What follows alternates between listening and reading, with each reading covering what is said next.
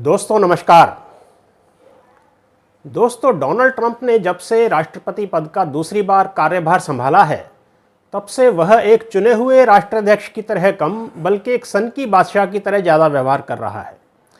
जिस तरह से उसने अमेरिका फर्स्ट पॉलिसी के नाम पर एक के बाद एक सनक भरे फैसले लिए हैं, उन्होंने दुनिया भर के देशों को चिंतित किया है।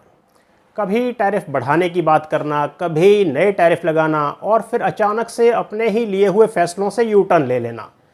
इस तरह की हरकतों से बाजार में असमंजस का माहौल बना है, और वह भी एक ऐसे समय में जब वैश्विक बाजार मंदी के दौर से गुजर रहा है। मार्केट गुरु मार्क फेबर की माने तो मंदी हमारी दहलीज पर नहीं बल्कि हमारे घरों में प्रवेश कर चुकी है, और हम जितनी जल्दी इस सत्य को एक्सेप्ट कर लेंगे उतना ही मंदी से बेहतर तरीके से लड़ पाएंगे।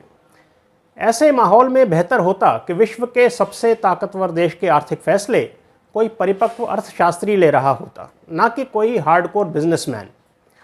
ट्रंप ने लगभग सभी मुख्य देशों पर अनेकों टैरिफ्स लगाकर या बढ़ाकर दुनिया में एक ट्रेड वॉर छेड़ दिया है, जो कि किसी भी सूरत में किसी भी देश के लिए अच्छा नहीं है। बाकी देशों की तो छोड़िए, यह खुद अमरीकी बाजारों के लिए भी घातक सिद्ध हो सकता है। अमेरिका ने भारत सहित कई देशों पर 12 मार्च से स्टील व एल्यूमिनियम पर 25% इंपोर्ट टैरिफ लगा दिया है। इसके अलावा वह अन्य कई प्रोडक्ट्स पर 2 अप्रैल से रेसिप्रोकल टैरिफ्स लगाने जा रहा है। यह रेसिप्रोकल टैरिफ्स वस्तु की कीमत से कई गुना अधिक भी हो सकते हैं। इन टैरिफ्स का भारतीय स्टील बाजार में क्या असर पड़ेगा, हम इस एपिसोड में यही समझने की कोशिश करेंगे। भारत में लोहे के दाम पिछले 3 सालों के न्यूनतम स्तर पर चल रहे हैं। अभी हाल ही में directorate general of foreign trade ने स्टील इंपोर्ट्स पर 200 दिन के लिए 12% सेफगार्ड ड्यूटी लगाने का प्रस्ताव रखा है। इस खबर के चलते बाजारों में स्टील के दाम 1000 रुपये से 2000 रुपये प्रति टन तक बढ़ गए। यदि यह ड्यूटी सरकार द्वारा लगा दी जाती है तो मुमकिन है कि बाजार में यह बढ़ोतरी सस्टेन कर जाए, लेकिन यदि सेफगार्ड ड्यूटीज़ लगाने में विलंब किया जाता है तो मौजूदा हालातों में केवल सेंटिमेंट्स के आधार पर बाजार में बढ़ोतरी ज़्यादा देर तक नहीं टिक पाएगी। ऐसा नहीं है कि बाजार में स्टील की डिमांड नहीं है। सरकारी आंकड़ों की माने तो अप्रैल 2024 से लेकर जनवरी 2025 तक पहले 10 महीनों में भारत की स्टील डिमांड 12% से बढ़ी है। लेकिन यह भी सच है कि इसी दौरान भारत में स्टील प्रोडक्शन केवल 5% बढ़ा है, और इसमें भी इंटीग्रेटेड स्टील प्लांट्स का ग्रोथ रेट मात्र 2% रहा है। यानी कि यह शीशे की तरह साफ है कि भारत में बढ़ती डिमांड का फ़ायदा लोकल स्टील मिल्स को नहीं बल्कि उन देशों को मिल रहा है जो भारत को स्टील निर्यात कर रहे हैं। हमारे देश के अधिकांश प्राइमरी प्रोड्यूसर्स फ्लैट स्टील बनाते हैं, और आयात होने वाला अधिकांश स्टील भी हॉट रोल्ड कॉइल्स यानी कि फ्लैट स्टील ही होता है। यही प्रमुख कारण है कि इस वर्ष प्राइमरी प्रोड्यूसर्स का ग्रोथ रेट सेकेंडरी प्रोड्यूसर्स के मुकाबले कमज़ोर रहा है। अमेरिका हालांकि भारत से कोई विशेष मात्रा में स्टील नहीं खरीदता, फिर भारत को अमेरिकी टैरिफ से क्या फ़र्क पड़ता है? दरअसल अमेरिका चीन से लगभग 2% और साउथ कोरिया और जापान से लगभग 15% स्टील आयात करता है। ट्रंप के स्टील आयात पर 25% का टैरिफ लगाने से चाइना, साउथ कोरिया और जापान से आ रहे स्टील पर विपरीत असर पड़ेगा। ऐसे में यह देश किसी भी कीमत पर भारत में पहले से भी अधिक स्टील डंप करने का प्रयास करेंगे। ज्ञात रहे कि भारत के कुल स्टील आयात में से 70% की बड़ी मात्रा केवल चाइना, वियतनाम, साउथ कोरिया और जापान से ही आती है। और तो और समस्या केवल अमेरिकी टैरिफ्स तक ही सीमित नहीं है। समस्या यूरोप से भी है, जो कि भारत से हो रहे स्टील इंपोर्ट कोटा को कम करने की तैयारी कर रहा है। यदि यूरोप को भारत से स्टील निर्यात कम होता है तो यह भारतीय स्टील बाज़ारों पर और भी प्रेशर डालेगा। ऐसे में भारतीय स्टील मिलों के लिए यह बेहद चिंता का विषय है। पिछले वर्ष नवंबर महीने में स्टील मिल्स ने भारत में आयात हो रहे स्टील पर 25% सेफगार्ड ड्यूटी लगाने की गुहार लगाई थी। इस संदर्भ में डीजीएफटी ने अपनी जांच पूरी कर ली है और 200 दिन के लिए 12% प्रोविजनल सेफगार्ड ड्यूटी लगाने का प्रस्ताव रखा है। वहीं दूसरी ओर इंजीनियरिंग एक्सपोर्ट प्रमोशन काउंसिल, जो कि लगभग 10,000 एमएसएमई एक्सपोर्टर्स को रिप्रेजेंट करती है, वह किसी भी तरह की सेफगार्ड ड्यूटी लगाए जाने के खिलाफ है।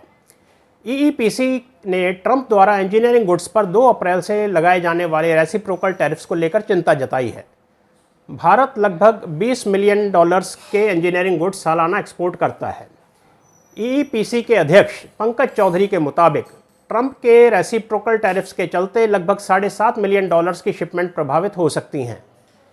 ईईपीसी के अनुसार अंतर्राष्ट्रीय बाजारों में अपनी सार्थकता बनाए रखने के लिए इंजीनियरिंग गुड्स मैन्युफैक्चरर्स को सस्ते स्टील की जरूरत होगी। यदि भारत सरकार स्टील आयात पर सेफगार्ड ड्यूटीज लगाती है तो ईईपीसी को डर है कि स्टील के रेट बढ़ेंगे और उनकी कॉस्ट ऑफ प्रोडक्शन में वृद्धि होगी, जिससे उनके प्रोडक्ट्स अंतर्राष्ट्रीय बाजार में कम्पीट नहीं कर पाएंगे। ऐसे में ईईपीसी की मांग है कि सरकार को न सिर्फ सेफगार्ड ड्यूटीज़ लगाने से बचना चाहिए, बल्कि अमेरिका से आने वाले स्टील स्क्रैप पर लगने वाले 7.5% इंपोर्ट ड्यूटी को ख़त्म कर देना चाहिए। और इसके अलावा नट्स, कास्टिंग्स, फोर्जिंग्स और एग्री आइटम्स पर टैरिफ्स कम करने चाहिए ताकि अमेरिका भारत से आयात होने वाले इंजीनियरिंग गुड्स पर अधिक टैरिफ ना लगा पाए। बहरहाल भारत सरकार इस वक्त कैच-22 सिचुएशन में है। यदि सेफगार्ड ड्यूटीज़ नहीं लगती हैं तो स्टील इंडस्ट्री अपने कैपेसिटी एक्सपेंशन प्लान्स को स्थगित कर सकती है, और वहीं यदि ड्यूटी लगती है तो एमएसएमईज़ की लागत बढ़ने का खतरा है। फिलहाल हमें ऐसा लगता है कि सेफगार्ड ड्यूटीज़ लगाना भारत सरकार की मजबूरी बन चुकी है।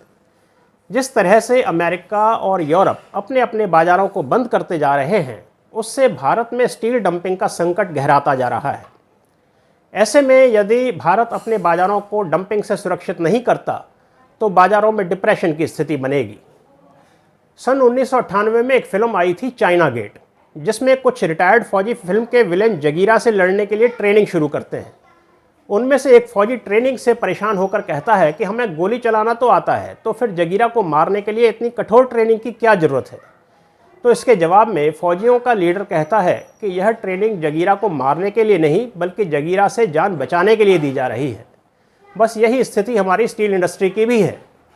इस समय उसे एंटी डंपिंग ड्यूटी की ज़रूरत मुनाफा कमाने के लिए नहीं, बल्कि तेज़ी से बदलते हुए अंतर्राष्ट्रीय परिदृश्य में भारत को डंपिंग ग्राउंड बनने से बचाने के लिए ज़रूरी है। देखते हैं सरकार कुछ दिनों में क्या फैसला लेती है। सरकार द्वारा लिया हुआ फैसला आगामी समय में स्टील इंडस्ट्री की दिशा व दशा तय करेगा।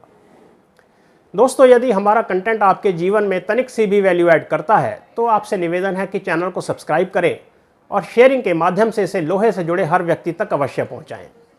हमारा चैनल केवल आपकी गुडविल से ही चलता है। धन्यवाद।